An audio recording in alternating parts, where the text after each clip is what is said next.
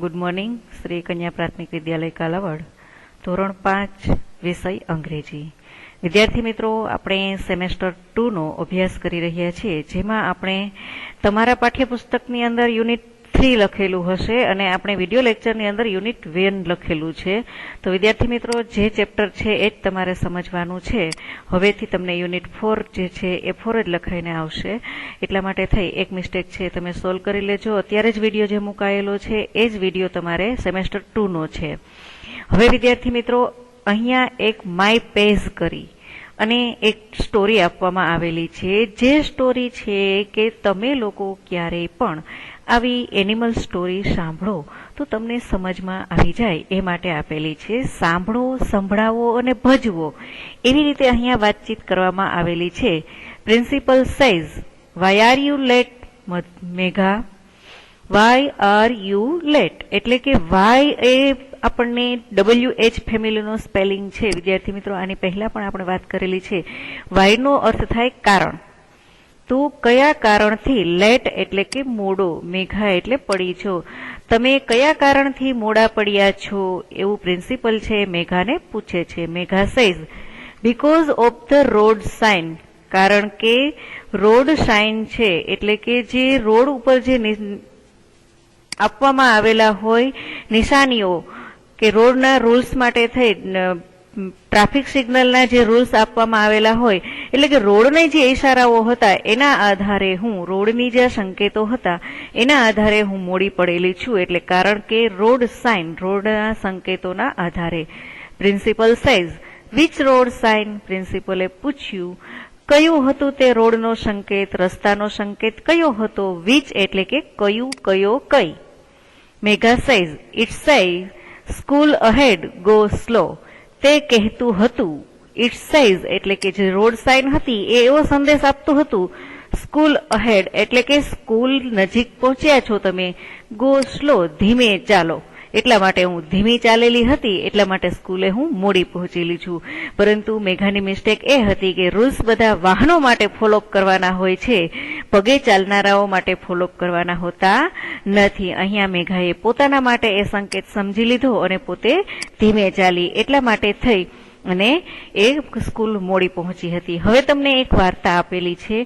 આ વાર્તા માત્ર સમજવા માટે છે. તમારે લોકોને આ વાર્તાના માટે કોઈ ક્વેશ્ચન આન્સર છે પૂછાતા નથી. Once a man was crossing the desert. વિદ્યાર્થી મિત્રો, વારંવાર આપણે વાતચીત કરીએ છીએ, સ્ટોરી હંમેશા પાસ્ટ ટેન્સ એટલે કે ભૂતકાળમાં હોય છે. એટલા માટે અહીંયા પણ સ્ટોરીની ભૂતકાળમાં વાત કરેલી છે. એટલા માટે અહીં આવતા ક્રિયાપદોને આપણે ધ્યાનમાં લઈએ. વન્સ એટલે કે પહેલાના સમયમાં અથવા તો એક વખત. અ મેન વોઝ, આરની જગ્યાએ એમિઝ આરની જગ્યાએ અહીંયા વોઝ વાપરેલું છે. ક્રોસિંગ ધ ડેઝર્ટ, ક્રોસિંગ એટલે પસાર થઈ રહ્યો હતો, ધ ડેઝર્ટ એટલે કે રણમાં. એક માણસ રણમાં પસાર થઈ રહ્યો હતો. હી હેડ અ કમલ વિથ હિમ. અહીંયા હેવ હેઝ નું પાસ્ટ હેડ આપવામાં આવેલું છે એટલે પાસે હતું, તેની પાસે હતું એક ઊંટ, તેની સાથે એક ઊંટ હતું. વિથ હિમ તેમની સાથે. સૂન ઇટ વોઝ ડાર્ક. સૂન એટલે કે તરત જ, ઇટ વોઝ ડાર્ક અંધારું થયું, તરત જ ત્યાં અંધારું થયું હતું. હી put up a tent for the night. He put up તેણે મૂક્યું, અ ટેન્ટ એક ટેન્ટ અથવા તો એક તંબુ, ફોર ધ નાઇટ નાઇટ રાત્રિના સમય માટે થઈ અને એમણે ત્યાં એક તંબુ બાંધ્યું. Then he tied his camel to a stick outside the tent. Then એટલે પછી. He tied તેણે ટાઈડ બાંધ્યું, his camel તેના કેમલને. his camel, હીની સાથે પોતાની માલિકી દર્શાવતી કોઈ વસ્તુ હોય તો his નો ઉપયોગ સાથે કરવો પડે છે. તેને તેના કેમલને એટલે કે ઊંટને ટાઈડ એટલે કે મજબૂતાઈથી બાંધ્યું. ટુ અ સ્ટીક એક લાકડી સાથે. આઉટસાઇડ બહારની બાજુ. ધ ટેન્ટ તંબુની બહારની બાજુ એક લાકડી સાથે તેને તેના કેમલને બાંધ્યું. એટ નાઇટ રાત્રિના સમયે. The camel felt cold. Felt એટલે અનુભવવું. ફીલનું પાસ્ટ ટેન્સ થાય છે ફેલ્ટ.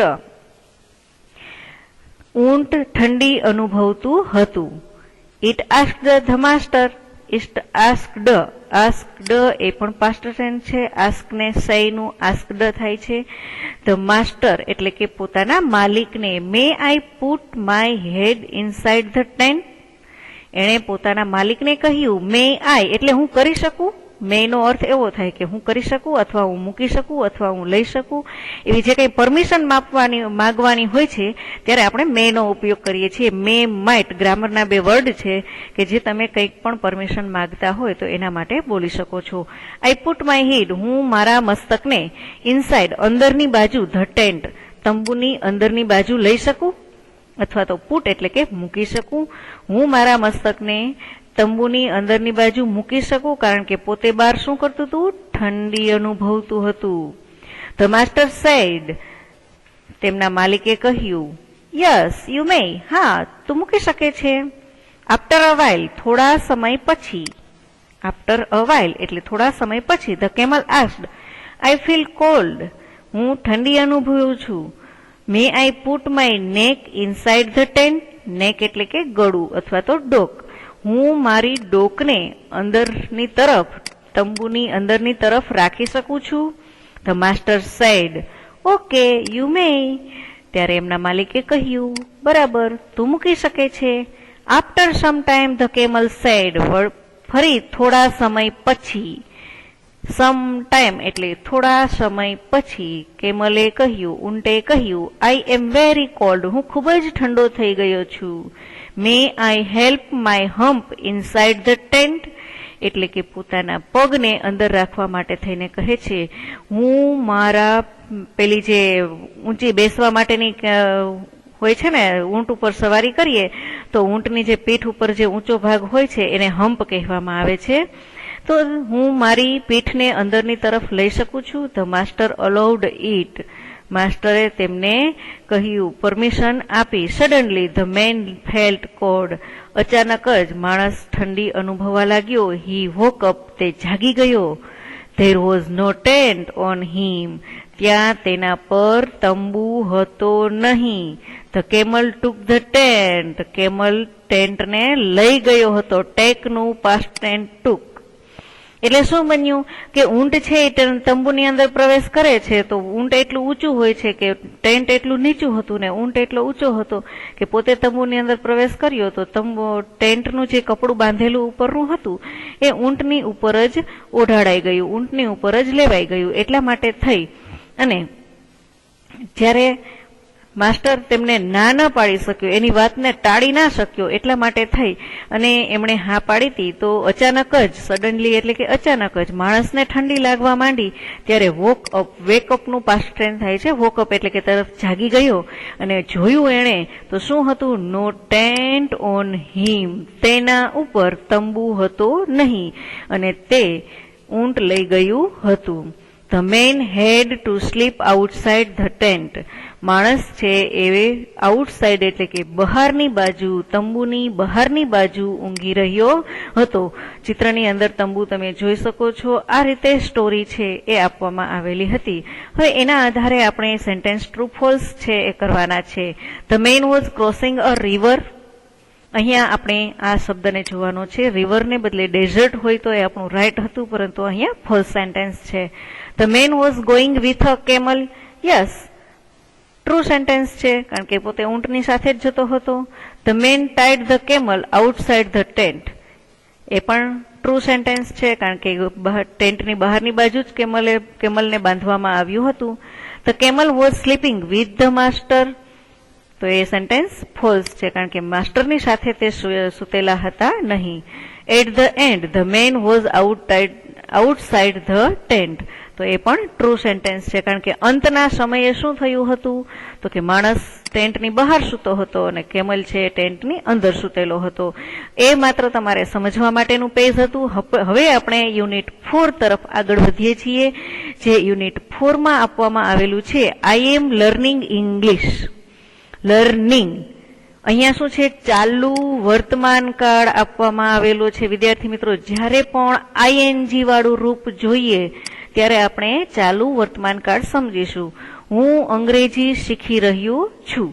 હવે એ અંગ્રેજી શીખવા માટે થઈ આઈએનજી વાળા ઘણા બધા રૂપો તમને આપવામાં આવેલા છે અને એના આધારે તમારે એક કાવ્ય સરસ મજાનું અભિનય સાથે જ્યાં પણ હો તમે તમારા મામાના ઘરે, માસીના ઘરે, પોતાના ઘરે જ્યાં પણ હો ત્યાં તમારું એક ગ્રુપ બનાવી અને આ રાઇમ્સને કંઠસ્થ કરવાનો પ્રયાસ કરજો. એકદમ ઈઝી રાઇમ્સ છે, ખૂબ સરળતાથી તમને પણ યાદ રહી જાય એવી છે. એટલે ફરજિયાત રીતે આ રાઇમ્સ છે તમારે અભિનય સાથે રેડી કરવાની છે. રાઇમ્સના વર્ડ છે પ્રેઇંગ, પ્રેઇંગ એટલે કે ચાલો આપણે પ્રાર્થના કરીએ, પ્રાર્થના કરીએ. પ્રેઇંગ, પ્રેઇંગ હું પ્રાર્થના કરી રહ્યો છું, પ્રાર્થના કરી રહ્યો છું. તો એમનો સમય તમને બતાવવામાં આવેલો છે, જોઈએ. હવે માત્ર પહેલા આપણે એમનું ગાન સાંભળી લેશું, ત્યાર પછી આપણે એનો અનુવાદ લેશું. Praying, praying, praying in the morning, praying in the noontime, praying, praying, praying when the sun goes down. Singing, singing, singing in the morning, singing in the noontime, singing, singing, singing when the sun goes down. Dancing, dancing, dancing in the morning, dancing in the noontime, dancing, dancing, dancing when the sun goes down. Swimming, swimming, swimming in the morning, swimming in the noontime, swimming, swimming, swimming when the sun goes down. Reading, reading, reading in the morning, reading in the noontime, reading, reading, reading when the sun goes down. આ રીતે આપણે prayer છે બધા લોકોએ મળીને ગ્રુપમાં તમારા મિત્રો સાથે અભિનય સાથે ગાવાની છે. હવે પ્રેઇંગના સમયે આપણે હાથ જોડી અને અભિનય કરીશું. તો પ્રેઇંગ એટલે પ્રાર્થના કરી રહ્યો છું, પ્રાર્થના કરી રહ્યો છું. વારંવાર વિદ્યાર્થી મિત્રો આઈએનજી વાળા રૂપોને યાદ રાખવાના છે. આઈએનજી એટલે કે આપણો ચાલુ વર્તમાન કાળ. હું ક્યારે પ્રાર્થના કરી રહ્યો છું? તો કે ઇન ધ મોર્નિંગ એટલે સવારના સમયે. હું બીજો કયા સમયે પ્રાર્થના કરી રહ્યો છું? In the noon time. હવે વિદ્યાર્થી મિત્રો આફ્ટરનૂન અને નૂન ટાઈમ એમાં બંનેમાં ફરક છે. આફ્ટરનૂન એટલે બપોર પછીનો સમય અને નૂન ટાઈમ એટલે કે બપોરના 12 વાગ્યા વાળો સમય. એટલે નૂન ટાઈમ બપોરના સમયે હું પ્રાર્થના કરી રહ્યો છું. Praying when the sun goes down. ત્રીજો સમય કયો છે? તો કે જ્યારે સૂર્ય સન goes down, સૂર્યનો અસ્ત થાય છે ત્યારે હું પ્રાર્થના કરી રહ્યો છું. એટલે આપણે યોગેશ્વર સ્વાધ્યાય પરિવારમાં જતા હોય અને ત્રિકાળ સંધ્યા બોલતા હોય એ રીતે ત્રણેય સમયની અંદર આપણે પ્રાર્થના કરવાની છે. એટલા માટે અહીંયા સવારના સમયે, બપોરના સમયે અને સાંજના સમયે પ્રાર્થના કરી રહ્યા છીએ. સિંગિંગ હું ગાઈ રહ્યો છું, ગાઈ રહ્યો છું. ક્યારે ગાઈ રહ્યો છું? સવારના સમયે ગાઈ રહ્યો છું, બપોરના સમયે ગાઈ રહ્યો છું. ત્યાર પછી when the sun goes down હું સાંજના સમયે પણ ગાઈ રહ્યો છું. વિદ્યાર્થી મિત્રો અનુવાદ એટલો મહત્વનો નથી, પરંતુ રાઇમ્સ પાકી કરવી મહત્વની છે.